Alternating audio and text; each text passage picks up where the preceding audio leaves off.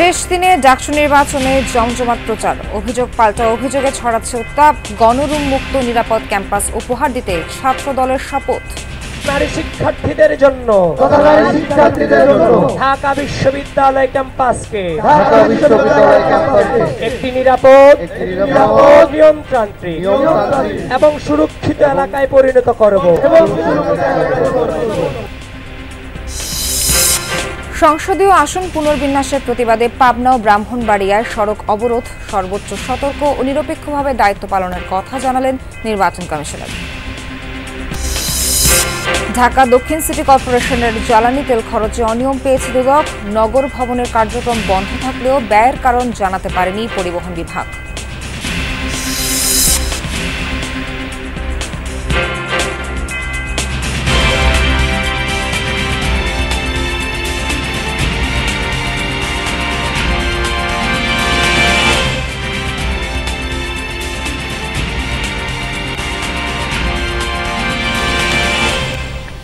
স্বাগত সবাইকে, আমন্ত্রণ যমুনা নিউজে।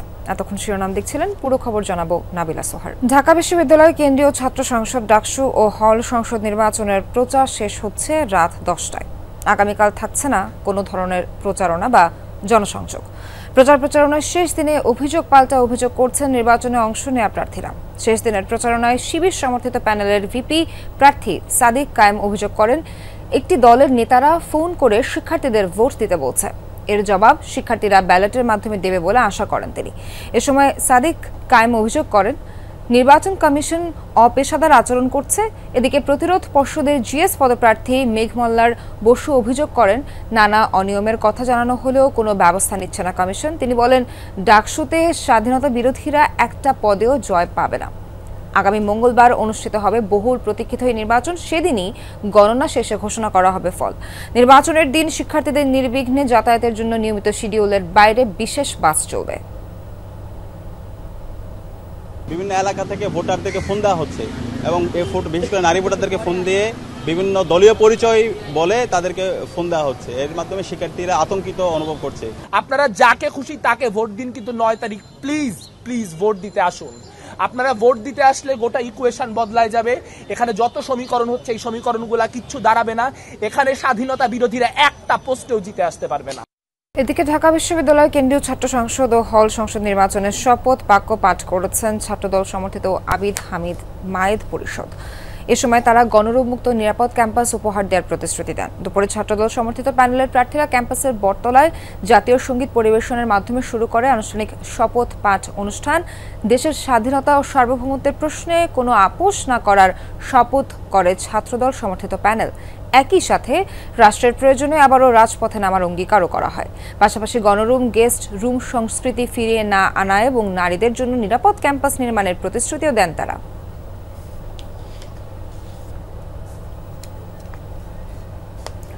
দর্শক, ডাকসু নির্বাচনের প্রচারণার শেষ দিনের আরো খবরাখবর জানাতে ঢাকা বিশ্ববিদ্যালয় থেকে যুক্ত হচ্ছেন সহকর্মী আরিফিন শাকিল।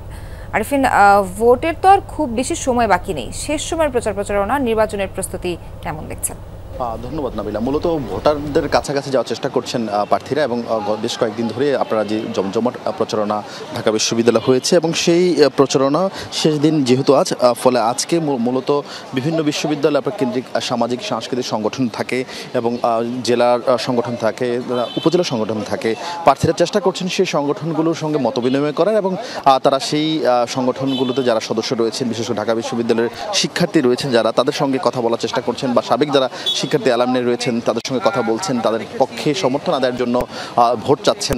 যেহেতু আজই শেষ দিন, ফলে প্রার্থীদের মধ্যে আসলে শেষ মুহূর্তে যে প্রতিশ্রুতি, শেষ মুহূর্তে যেই ভোট প্রার্থনা, সেটি আসলে করা হচ্ছে হলগুলোতে। যারা বিশেষ করে সদস্য প্রার্থী যারা রয়েছেন, বিশেষ করে হলগুলোতে আমরা কিছুক্ষণ আগে কয়েকটি হলে গিয়েছি, সেই হলগুলোর যারা মূলত হল সংসদের প্রার্থী রয়েছেন তারা কিন্তু সেখানে হলের প্রত্যেকটা রুমে যাওয়ার চেষ্টা করছেন শেষ মুহূর্তে। এছাড়া কিছুক্ষণ আগে নাবিলা যদি আপনাকে বলি, এখানকার চিফ রিটার্নিং কর্মকর্তা কর্মকর্তার তার পক্ষ থেকে একটি ব্রিফিং করা হয়েছে।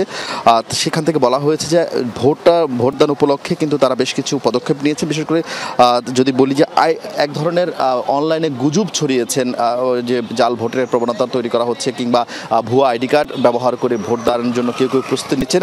সেই বিষয়ে রিটার্নিং কর্মকর্তা মোহাম্মদ জসিমউদ্দিন একেবারে স্পষ্ট জানিয়েছেন জাল ভোটে ধরা পড়লেই সঙ্গে সঙ্গে পুলিশের সোপর্দ করা হবে এবং সেই সঙ্গে তাদের বিরুদ্ধে শাস্তিমূলক ব্যবস্থা নেওয়া হবে, একাডেমিক্যাল ব্যবস্থা নেওয়া হবে। এর বাহিরে জানেন যে প্রথমবারের মতো ডাকসুতে ব্রেল পদ্ধতিতে ভোট দেওয়ার সুযোগ পাবে দৃষ্টি সমস্যা যারা রয়েছে আক্রান্ত যে 30 জন ভোটার তাদেরকে জন্য কিন্তু আলাদা এই ব্যবস্থা রাখা হয়েছে।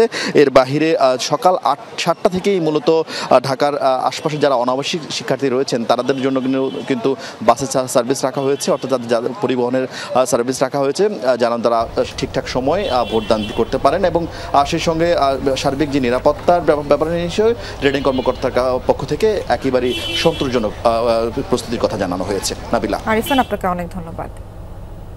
নির্বাচনে সংসদীয় এলাকা পুনর্নির্ধারণের দাবিতে কয়েক জেলায় মহাসড়ক অবরোধ করে বিক্ষোভ হয়েছে। সকালে ঢাকা সিলেট মহাসড়কের ব্রাহ্মণবাড়িয়ার বিজয়নগরের সর্বদলীয় সংগ্রাম পরিষদের ব্যানারে এই বিক্ষোভ করা হয়।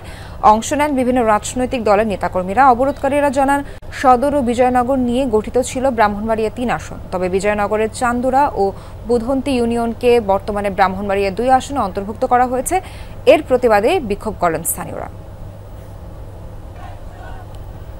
এদিকে পাবনা 1 আসনের সীমানা পুনর্বহালের দাবিতেও হয়েছে অবরোধ। সকালে ঢাকা পাবনা মহাসড়কের বেড়া এলাকায় সিএনপি মোড়ে অবস্থানে বিএনপি জামায়াত সহ বিভিন্ন রাজনৈতিক দলের নেতাকর্মীরা তারা বেড়া উপজেলাকে পাবনা 1 আসনের সাথেই সংযুক্তের দাবি জানান।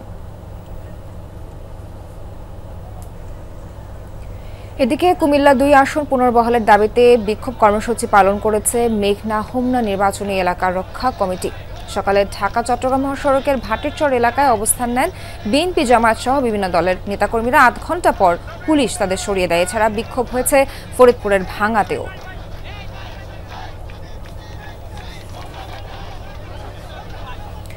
সীমানা পুনর্নির্ধারণে ইসি সর্বোচ্চ সতর্কতা ও নিরপেক্ষভাবে দায়িত্ব পালন করেছে। এ নিয়ে আদালতে বা অন্য কোনো কর্তৃপক্ষের কাছে প্রশ্ন তোলার সুযোগ নেই বলে জানিয়েছে নির্বাচন কমিশনার আনোয়ারুল ইসলাম সরকার। দুপুরে নির্বাচন ভবনে নিজ কার্যালয়ে সাংবাদিকদের সাথে আলাপকালে তিনি কথা বলেন। ইসি আনোয়ারুল জানান, দল নিবন্ধন কাজ প্রায় শেষ, যা চলতি মাসের মধ্যেই চূড়ান্ত হচ্ছে। এছাড়াও অংশীজনদের সাথে সংলাপ নিয়ে শীঘ্রই কমিশন যথাযথ ব্যবস্থা নেবে। সব মিলিয়ে ভোট নিয়ে কোনো প্রকার শঙ্কা নেই বলেও মন্তব্য করেন তিনি। রাজনৈতিক দল বা নেতাদের তেল না দিয়ে পুলিশকে জনগণের জন্য কাজ করার পরামর্শ দিয়েছেন স্বরাষ্ট্র উপদেষ্টা। শুধু আইনশৃঙ্খলা বাহিনী নয়, জনগণ, রাজনৈতিক দল আর নির্বাচন কমিশন সহ সংশ্লিষ্টদের সহযোগিতা ছাড়া উৎসব মুখর আর সুষ্ঠু নির্বাচন সম্ভব নয় বলেও মনে করেন তিনি। সকালে রাজারবাগে নির্বাচনী প্রশিক্ষণ কর্মসূচির উদ্বোধন অনুষ্ঠানে এসব কথা বলেন তিনি। যতই চাপ আসুক, নির্বাচনের আগে লটারির মাধ্যমে পুলিশে বদলি ও পোস্টিং দেওয়া হবে বলে আবারও জানান অবসরপ্রাপ্ত লেফটেন্যান্ট জেনারেল জাহাঙ্গীর আলম চৌধুরী। নির্বাচন ঘিরে সন্ত্রাসী, অস্ত্রধারী ও ফেব্রুয়ারিতে ত্রয়োদশ জাতীয় সংসদ নির্বাচনে দায়িত্ব পালন করবে 1.5 লাখ পুলিশ। সর্বোচ্চ পেশাদারিত্বের সাথে দায়িত্ব পালনে বদ্ধপরিকর তারা। আর সেই দিক নির্দেশনা দিতেই এমন তথ্যচিত্র বাংলাদেশ পুলিশের। প্রস্তুতির অংশ হিসেবে রোববার পুলিশের নির্বাচনী প্রশিক্ষণ কর্মসূচির উদ্বোধন করা হয় রাজারবাগে। অনুষ্ঠানে প্রধান উপদেষ্টার বিশেষ সহকারী খোদা বক্স চৌধুরী পুলিশ সদস্যদের আচরণে পরিবর্তন আনার তাগিদ দেন। বলেন, জুলাই আগস্টের পর নতুনভাবে যে পুলিশ গড়ে উঠেছে তার চূড়ান্ত পরীক্ষা হবে আগামী জাতীয় নির্বাচনে। আর চাপের মধ্যে নিরপেক্ষভাবে দায়িত্ব পালনের নির্দেশ দেন আইজিপি। এই প্রশিক্ষণের মধ্য দিয়ে আমরা জানব কিভাবে চাপের মধ্যেও নিরপেক্ষ থাকা যায়, কিভাবে সংঘাতের পরিবর্তে সমাধানকে অগ্রাধিকার দেওয়া যায়, কিভাবে মানুষের আস্থা অর্জন ও নিরাপদ পরিবেশ তৈরি করা যায়। জুলাই আগস্টের পর আমরা যে নতুন প্রেক্ষিতে এই সংগঠনটাকে আমাদের দেশের মানুষের কাছে উপস্থাপন করতে যাচ্ছি, তার চূড়ান্ত পরীক্ষা হবে নির্বাচন, ফেব্রুয়ারির নির্বাচন। বিগত 3টি নির্বাচন মাথা থেকে ঝেড়ে ফেলে জাতিকে একটি সুন্দর, সুষ্ঠু ও নিরপেক্ষ নির্বাচন উপহার দিতে পুলিশ সদস্যদের আহ্বান জানান স্বরাষ্ট্র উপদেষ্টা। এই আপনাদের আমি বলছি যে আপনারা কিন্তু রাজনৈতিক দলের থেকে একটু দূরে থাকবেন। আমি এর আগে বহুবার আপনাদের বলছি, আপনারা এখন যদি তেল দেওয়া শুরু করে দেন, আপনাদের কিন্তু নির্বাচনের পর আপনাকে তেল শেষ হয়ে যাবে। এখন যার কাছে যে তেলটা রিজার্ভ করে রাখছে সেই সময় কিন্তু তেল দিয়ে উঠে যাবে। এই জন্য আপনারা কোনো দলের দিকে যাবেন না, আপনারা একেবারে জনগণের যে আশা আকাঙ্ক্ষা এটা পূরণ করার জন্য আপনারা চেষ্টা করবেন। স্বরাষ্ট্র উপদেষ্টা আরও বলেন, পলাতক ফ্যাসিস্টরা মাঝে মাঝেই দেশে অস্থিতিশীল পরিস্থিতি তৈরি করতে চায়, তাই বাহিনীকে সজাগ থাকতে হবে। জানানো হয় 6টি টুলস নিয়ে বাহিনীকে কয়েক ধাপে ট্রেনিং দেওয়া হবে। এতে থাকছে গুজব, অপপ্রচার ম্যানেজমেন্ট, বডি ক্যামেরা ও প্রযুক্তির ব্যবহার সহ বিভিন্ন বিষয়। এই প্রশিক্ষণ শেষ হবে 15 ডিসেম্বর। এই প্রশিক্ষণ কার্যক্রম আমাদের পুলিশ বাহিনীকে আরও সক্ষম, আরও আত্মবিশ্বাসী এবং আরও পেশাদার করে তুলবে। রাব্বি সিদ্দিকী, যমুনা নিউজ, ঢাকা। লেখক, গবেষক ও বামপন্থী রাজনীতিক বদরুদ্দিন উমর আর নেই। ইন্না লিল্লাহি ওয়া ইন্না ইলাইহি রাজিউন। রাজধানীর একটি বেসরকারি হাসপাতালে চিকিৎসাধীন অবস্থায় মারা যান তিনি। তার বয়স হয়েছিল 94 বছর। শারীরিক অবস্থার অবনতি হলে রোববার সকালে তাকে হাসপাতালে নেওয়া হয়। সেখানে 10:05 মারা যান তিনি। আগামীকাল সোমবার 10টায় শেষ শ্রদ্ধা জানাতে কেন্দ্রীয় শহীদ মিনারে রাখা হবে তার মরদেহ। পরে ঢাকা বিশ্ববিদ্যালয়ের কেন্দ্রীয় মসজিদে জানাজা শেষে জুরাইন কবরস্থানে বাবা মার পাশে শায়িত করা হবে বদরুদ্দিন ওমরকে। তার মৃত্যুতে শোক জানিয়েছেন প্রধান উপদেষ্টা ডক্টর মোহাম্মদ ইউনূস, বিএনপির ভারপ্রাপ্ত চেয়ারম্যান তারেক রহমান। ঢাকা বিশ্ববিদ্যালয়ে খণ্ডকালীন শিক্ষক হিসেবে পেশা জীবন শুরু করা বদরুদ্দিন ওমর পরে রাজশাহী বিশ্ববিদ্যালয়ে সমাজবিজ্ঞান বিভাগ প্রতিষ্ঠা করেন। রাজনৈতিক জীবনে বাংলাদেশ কৃষক ফেডারেশনের সভাপতি এবং গণতান্ত্রিক বিপ্লবী জোটের কেন্দ্রীয় সমন্বয়কারী ছিলেন তিনি। 2003 সালে তিনি জাতীয় মুক্তি কাউন্সিল সংগঠন করে সভাপতির দায়িত্ব নেন। জাতীয় পর্যায়ে গৌরবোজ্জ্বল ও কৃতিত্বপূর্ণ অবদানের জন্য এবছর বুদ্ধিজীবী বদরুদ্দিন ওমরকে স্বাধীনতা পুরস্কারের জন্য মনোনীত করেছিল অন্তর্বর্তী সরকার, তবে পুরস্কার গ্রহণে অস্বীকৃতি জানান তিনি। ঢাকা দক্ষিণ সিটি কর্পোরেশনে 5 কোটি টাকার জ্বালানি তেল খরচে অনিয়মের প্রাথমিক সত্যতা পেয়েছে দুদক। গত মে-জুন মাসে 40 দিন নগর ভবনের কার্যক্রম বন্ধ থাকলেও এমন খরচের বিষয়ে সদুত্তর দিতে পারেনি পরিবহন বিভাগ। তদন্তকারীরা জানান, ড্রাইভার থেকে ঊর্ধ্বতন কর্মকর্তারা পর্যন্ত দুর্নীতিতে জড়িত। গত মে ও জুন মাসে 40 দিন বন্ধ ছিল ঢাকা দক্ষিণ সিটি কর্পোরেশনের কার্যক্রম। ওই সময় বিএনপি নেতা ইশরাক হোসেনকে মেয়রের দায়িত্ব বুঝিয়ে দেওয়ার দাবিতে আন্দোলন চলছিল। দুদকে আসা অভিযোগে বলা হয়, তখন অনেক কর্মকর্তা অফিসে না থাকলেও তাদের জন্য বরাদ্দ করা গাড়ির বিপরীতে প্রতিদিন 14 থেকে 15 লিটার তেল খরচ দেখানো হয়েছে। প্রতি মাসের মতো তখনও জ্বালানি খাতে খরচ দেখানো হয়েছে প্রায় 5 কোটি টাকা। দুর্নীতির অভিযোগে রোববার দুদকের পক্ষ থেকে অভিযান চালানো হয় নগর ভবনে। নথিপত্র জব্দ আর ড্রাইভারদের জিজ্ঞাসাবাদে মেলে জ্বালানি বিলে অনিয়মের প্রাথমিক সত্যতা। বিলটা যখন প্রাথমিকভাবে জমা দেওয়া হয়, সাবমিট করা হয়, তখন পরিবহন কর্মকর্তারা সেটা অনুমোদন করেন। এভাবে হচ্ছে মানে স্তর বাই স্তর অথবা যেটা বলেন উপর পর্যন্ত সেটা নোটশিট পর্যন্ত অনুমোদন হয়ে দেন হচ্ছে বিলটা পাস হয়। তো প্রাথমিকভাবে মনে হচ্ছে যে এখানে ড্রাইভার থেকে শুরু করে উপরে ঊর্ধ্বতন যারা এখানে রয়েছেন সংশ্লিষ্ট কর্মকর্তা সবারই একটা যোগসাজশ রয়েছে বলে প্রাথমিক প্রথমে মনে হয়। অভিযানকালে পরিবহন শাখার মহাব্যবস্থাপককে পাওয়া যায়নি। তবে সহকারী ব্যবস্থাপক জানান, গড় মিলের কারণ জানাতে পারবেন কেবল ঊর্ধ্বতন কর্তৃপক্ষ। দুদক আসছে আমাদের এখানে নথিপত্র যাচাই করতেছেন, নথিপত্র যাচাইয়ের পরে এই বিষয়ে কমার্স করা হবে। আমরা তো দেখলাম যে প্রাথমিকভাবে চালকরা ভালো করে বলতে পারছিল না যে কেন সে গড় একটা বিল লিখেই গেছে, মানে এই এত লিটার তেল গড় লিখে গেছে প্রতিদিন 14 থেকে 16 লিটার। এটা আসলে আমাদের সংশ্লিষ্ট কর্মকর্তা যারা গাড়ি ইউজ করেন, স্যাররা আপনার জ্বালানি ইস্যু করেন, এটা স্যারদের বক্তব্যটা সবচেয়ে জরুরি আর কি। দুদকের টিম জানায়, জব্দ করা নথি বিশ্লেষণ করে কমিশনে প্রতিবেদন দাখিল করা হবে। এর ভিত্তিতেই নেওয়া হবে পরবর্তী পদক্ষেপ। 11 থেকে আপনি এখানে বাসায় দিলেন, বাসা থেকে এখানে আসছেন, কতটুকু হয় এটা কিলো? 16 লিটার আপনার 80 কিলো যায়, আপনার এখানে 10 কিলো হবে না। রাব্বি সিদ্দিকী, যমুনা নিউজ, ঢাকা। এনবিআরের সাবেক সদস্য ছাগলকাণ্ডে আলোচিত মতিউর রহমানকে কারাগার থেকে আদালতে আনা নেওয়ার সময় অনৈতিক সুবিধা দেওয়ার অভিযোগে বাহিনীর 11 সদস্যকে সাময়িক বরখাস্ত করেছে কিশোরগঞ্জ জেলা পুলিশ।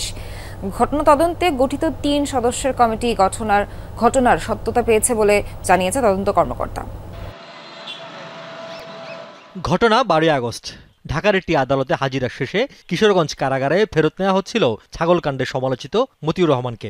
এটি নরসিংদীর একটি রেস্টুরেন্ট। ভিডিও বলছে বিকেল ৫টার খানিক পরে এখানে প্রবেশ করেন মতিউর, যেখানে আগে থেকে টি শার্ট পরিহিত এক ব্যক্তি তাঁর অপেক্ষায় ছিলেন। দুজনকে একই কক্ষে দিয়ে খাবার খেতে শুরু করেন পুলিশ সদস্যরা। ঘণ্টা খানেক পর একসঙ্গে বেরিয়ে আসেন দুজন। এ সময় বেশ ফুরফুরে মেজাজে দেখা যায় মতিউর রহমানকে। পুরো সময় হাতকড়াবিহীন ছিলেন এনবিআরের সাবেক এই কর্মকর্তা। সামাজিক যোগাযোগ মাধ্যমে এই ভিডিও ছড়িয়ে পড়লে ঘটনা তদন্তে ৩ সদস্যের কমিটি করে কিশোরগঞ্জ জেলা পুলিশ। পুলিশ জানায়, আসামিকে আদালতে আনা নেয়ার পথে এমন আপ্যায়ন বিরতির কোনো সুযোগ নেই পুলিশ বিধিতে। এর প্রেক্ষিতে ঘটনার সত্যতা মেলায় ওই দিন দায়িত্ব পালন করা এক এসআই সহ ১১ জনকে সাময়িক বহিষ্কার করা হয়।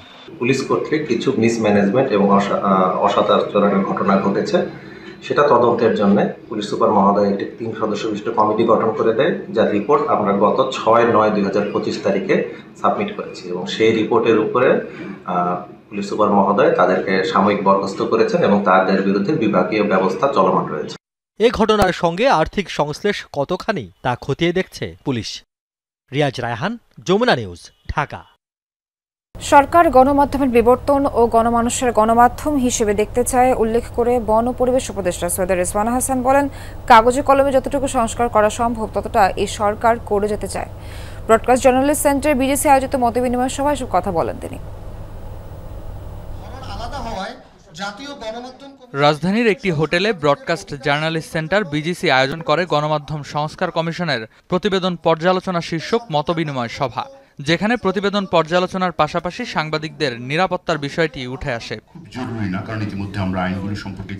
আলোচনায় বিজিসির ট্রাস্টি ফাহিম আহমেদ বলেন, গণমাধ্যম সমাজের চতুর্থ স্তম্ভ, তবে এটি সঠিকভাবে প্রতিষ্ঠিত না হলে দেশ আগাবে না। বলেন, গণমাধ্যমের উন্নয়নে তথ্য মন্ত্রণালয়কেই নেতৃত্ব দিতে হবে। সরকারের উচিত এই যে গণমাধ্যম সংস্কার কমিশন যে প্রস্তাবনাগুলো দিয়েছে সেগুলোকে স্বীকৃতি দেয়া। তখনই মালিকরা মনে করবে যে এটা সরকার স্বীকৃতি দিয়েছে এই কমিশনকে। সরকার এটা নিয়ে একটা কথাও বলেনি এখন পর্যন্ত। সভায় গণমাধ্যমকে গুরুত্ব দেওয়ার জন্য আলাদা কমিশন গঠন করা হয়েছে বলে জানান বন ও পরিবেশ উপদেষ্টা সৈয়দা রিজওয়ানা হাসান। মব ভায়োলেন্স নিয়েও কথা বলেন উপদেষ্টা। এত বছর যাবত নিজেদের অবস্থান, নিজেদের অবস্থা, কর্মপদ্ধতি আপনারা একভাবে দেখে এসছেন। এখন আপনারা যে পরিবর্তন চান, এই পরিবর্তন কাগজে কলমে যতটুকুন করে দেওয়া যায় অন্তর্বর্তী সরকার সেটা করার জন্যই এই কমিটিটা গঠন করেছে।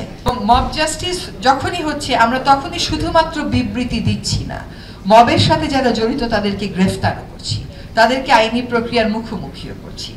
এছাড়া সভায় ব্যারিস্টার সারা হোসেন সাংবাদিকদের নিরাপত্তা ও স্বাধীনতা রক্ষার বিষয়েও গুরুত্ব আরোপ করেন।